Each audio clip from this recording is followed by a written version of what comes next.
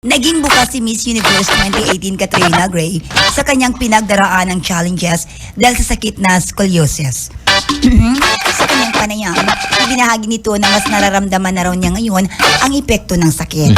Pagbabahagi ng beauty queen, priority niya ngayong taon ang kanyang kalusugan at abala ito sa palatis o isang uri ng mind-body exercise para malabanan ang epekto ng kanyang sakit.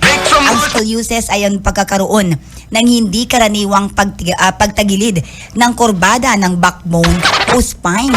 Ito ay kadalasang nakikita sa mga bata o sa teenager. Karamihan sa mga kaso ng scoliosis ay mild, ngunit maaaring lumala ang kondisyon habang lumalaki ang bata. Ang malubhang scoliosis ay nakakasagabal sa katawan. Ang sobrang pagliko ng spine ay nagdudulot ng pagliit ng spasyo sa loob ng dibdib na nagpapahirap sa pagkilos ng baga.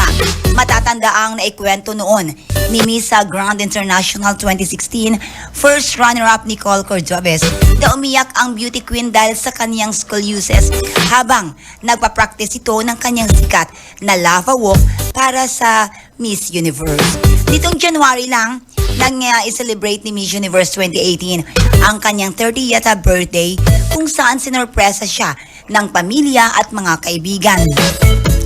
Samantala, tahimik pa rin si Catriona kaugnay sa isyong hiwalayan nila na kinakaharap nila ngayon ng fiancé na si Sam Melby. Scoliosis ka ng murag nihiwi imong spinal cord. O nihiwi, yung kurbada. O na siya, no? Delikado ng pag-spinal cord. Yan. Okay?